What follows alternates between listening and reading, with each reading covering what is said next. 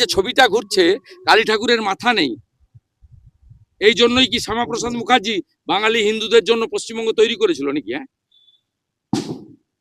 সবার প্রথমে আপনার এই চ্যানেলের মাধ্যমে সমস্ত পশ্চিমবঙ্গবাসী, সমস্ত ভারতবাসীকে একটা কথা জানিয়ে রাখতে চাই, ভারতবর্ষ স্বাধীন হওয়ার আগে আরএসএস এর সংগঠনটি তৈরি হয়েছে এবং ভারতবর্ষের স্বাধীনতায় এদের কোনো ভূমিকা নেই, এটা ইতিহাস থেকে মিলিয়ে নেবেন আমার কথাটা।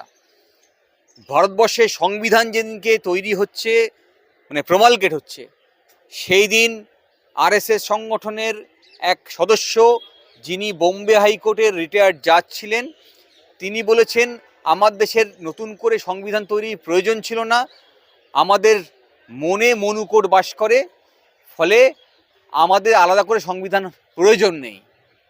তারা দেশের সংবিধানকেও মানেনি। এরা প্রতিনিয়ত বিভিন্ন ছলনায়, বিভিন্ন অছিলায়, বিভিন্ন দলের মধ্যে দিয়ে, সেটা বিজেপি হতে পারে, সেটা তৃণমূল হতে পারে, সেটা আপ হতে পারে, যেখানে যে দল আছে ক্ষমতায়, তাদেরকে ব্যবহার করে সংবিধানের যে আমাদের যে ঐতিহ্য, বিভিন্ন ধর্ম, বিভিন্ন ভাষা, বিভিন্ন জাতির মানুষ একসঙ্গে থাকার বহুত্ববাদ, যা আমাদের সংবিধানকে স্বীকার করেছে, এইটাকে নষ্ট করার চক্রান্ত করছে। চক্রান্তে পা দেবেন না, চক্রান্তে পা দেবেন না। এটা গভীর ষড়যন্ত্রের শিকার হচ্ছে সাধারণ মানুষ। আমরা যারা পাড়ায় বাস করি আমরা জানি, হিন্দু, মুসলিম, খ্রিশ্চান, আমি যে স্কুলে পড়েছি সেই স্কুলের 90% বেশি হিন্দু ছিল। আমি কোনোদিন বুঝতেও পারিনি যে অন্য ধর্মের মানুষ বাস করছে। মাদ্রাসায় হিন্দুরা পড়ে, মাদ্রাসায় হিন্দু টিচার থাকে, স্কুলে হিন্দু মুসলিম টিচার একসঙ্গে থাকে। আমরা এইভাবেই বড় হয়ে এসেছি, মণিমেলা করেছি, একসঙ্গে খেলেছি। হ্যাঁ, ভারতবর্ষের ক্রিকেট টিম দেখুন, সেখানে মুসলিম প্লেয়ার, হিন্দু প্লেয়ার একসঙ্গে খেলছে, কেউ কখনো বুঝতে পারেনি। কিন্তু কিছু লোক আছে শয়তান, যাদের এদেশে থাকার কথা ছিল না, তারা আমাদের মধ্যে এই বিভেদ তৈরি করার চেষ্টা করছে। এদের চক্রান্তে পা দেবেন না, এদেরকে দেশ ছাড়া করতে হবে। যারাই আরএসএস করছে তাদেরকে দেশ ছাড়া করতে হবে, যারাই শুভেন্দু পথ অনুসরণ করছেন তাদেরকে দেশ ছাড়া করতে হবে। বিজেপি, আরএসএস এর যতগুলো দল আছে, আমি বলছি আরএসএস যতগুলো দল আছে, মানে আমি আপের কথা বলছি, আমি টিএমসির কথা বলছি, যতগুলো দল আছে আরএসএস এর শাখা, এই সবকটা শাখাকে, উপশাখাকে নির্মূল করতে হবে। আর এদের যতগুলো নেতা আছে তাদেরকে ভারতবর্ষ থেকে বের করে পাকিস্তানে পাঠিয়ে দিতে হবে, কারণ পাকিস্তান সেই দেশ যে দেশ ধর্মের ভিত্তিতে তৈরি হয়েছিল, ভারতবর্ষ নয়। মনে রাখবেন, আমাদের দেশ সমস্ত ধর্মকে মেনে নিয়েছে। আমাদের সংবিধান নির্দিষ্টভাবে সমস্ত ধর্মের মানুষকে ধর্মোচ্চারণ এবং ধর্ম প্রচার এর অধিকার দিয়েছে। হ্যাঁ, এবং ধর্মীয় বিভিন্ন যে টুপি পরা, পাগড়ি বাঁধা, মাথায় তিলক কাটা, হ্যাঁ, এই সমস্ত অধিকার আমাদের দিয়েছে। তাহলে দিয়েছে এ কারণে, কারণ ধর্মীয় আবেগ আমাদের মধ্যে আছে। যে মুসলিম সে নামাজ পড়ে, এখন যদি একজন মুসলিম তার সামনে এই নবী করিম সাল্লাল্লাহু সাল্লামকে নিয়ে বাজে কথা কেউ বলে, তাহলে তার আবেগে আঘাত করা হবে, ধর্মীয় ভাবে আঘাত করা হবে, তার কষ্ট হবে। একজন হিন্দুর সামনে যদি ঠাকুর সম্পর্কে খারাপ খারাপ কথা বলা হয়, তার কষ্ট হবে। যদি ঠাকুর ভাঙা হয়, কষ্ট হবে। যে ধর্মের মানুষের তার ধর্মকে আঘাত করা হবে, তার কষ্ট হবে।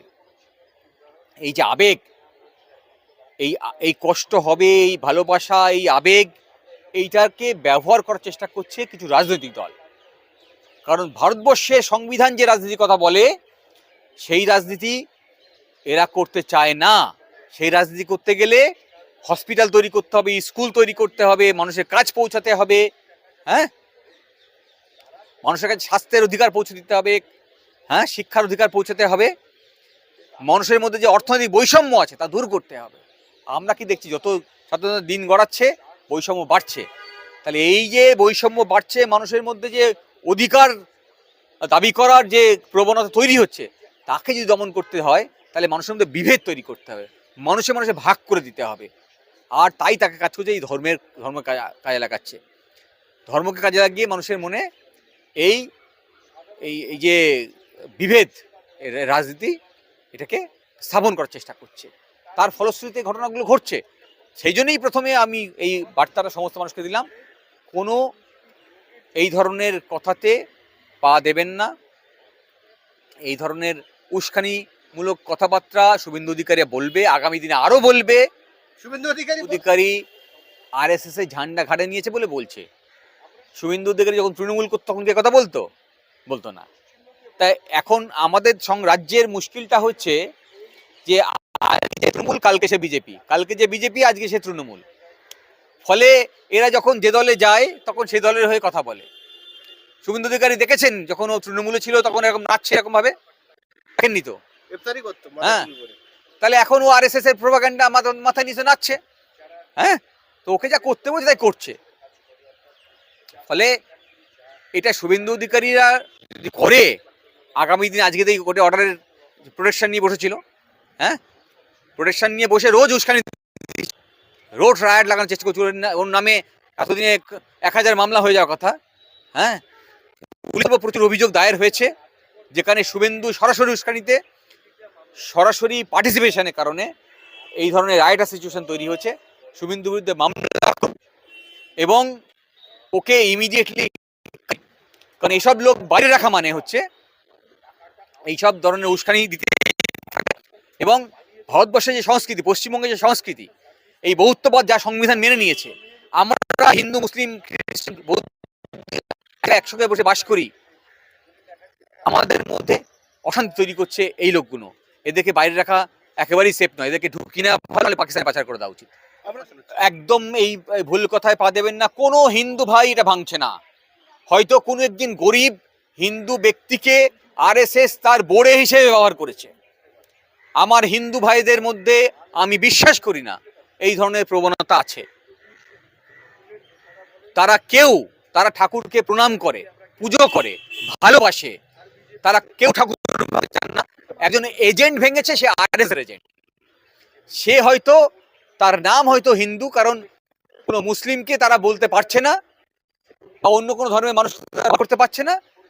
ব্যক্তিকে, যে একটা গরিব ব্যক্তিকে ব্যবহার করা হয়েছে, দেখবেন যাকে অ্যারেস্ট করেছে একটা নিম্নবিত্ত সম্প্রদায়ের মানুষ, গরিব, দুবেলা হয়তো খাবার জোটে না, তাকে ব্যবহার করে এই আমাদের মধ্যে ভেদাভেদ তৈরি করার চেষ্টা করছে।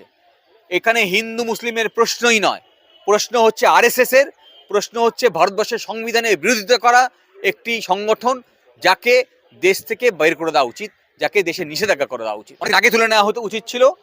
তাহলে হয়তো এই মুর্শিদাবাদ, মালদা, বসিরহাট বিভিন্ন জায়গায় দাঙ্গা হয়েছে, এই দাঙ্গাটা হতো না। কারণ এই কন্টিনিউয়াস যে উস্কানি দিয়ে গেছে শুভেন্দু অধিকারী, এবং আরেকটি টিভি চ্যানেলে যে ময়ূক, ওর বিরুদ্ধে আমরা অভিযোগও করেছি। ওই যে রিপাবলিক বাংলার ময়ূক, কি নাম, আমি ওর সারনেম জানি না, এই যে উস্কানি দিয়েছে, হ্যাঁ, বা আরএসএস এজেন্ডাধারী যারা এইসব নেতাগুলো আছে উস্কানি দিয়ে যাচ্ছে, এদের সবাইকে দেশ ছাড়া করতে হবে। এরা কেউ ভারতবর্ষে থাকার যোগ্য নয়, কারণ সংবিধান ওরা যে রাজনীতি করে সেই রাজনীতিকে পারমিট করে না। আমাদের সংবিধান বহুত্ববাদকে, বারবার বলছি, বহুত্ববাদকে স্বীকৃতি দিয়েছে। সব ধর্মের মানুষ একসঙ্গে বাস করি আমরা, আমাদের মধ্যে কোনো বিভেদ নেই, আমরা একসঙ্গে বাস করি এবং ছোটবেলা থেকে এইভাবেই বড় হয়েছি। ভারতবর্ষের ক্রিকেট টিম বলুন, ভারতবর্ষের যে কোনো প্রান্তে দেখুন, যে কোনো শিক্ষা প্রতিষ্ঠান বলুন, আদালত বলুন, সব জায়গাতে হিন্দু মুসলিম খ্রিস্টান সবাই একসঙ্গে বাস করেন, আমাদের মধ্যে কোনো ভেদাভেদ নেই। আরএসএসকে ভারতবর্ষে ব্যান করে দিলে সমস্ত সমস্যার সমাধান হয়ে যাবে। শুভেন্দু অধিকারীর বিরুদ্ধে ইতিমধ্যেই অনেকগুলো মামলা রয়েছে, তাকে কি অবশ্যই গ্রেফতার করা উচিত বলে মনে করেন? মমতা ব্যানার্জি তো আসলে আরএসএস নির্দেশে চলছে, তাই অ্যারেস্ট করছে না।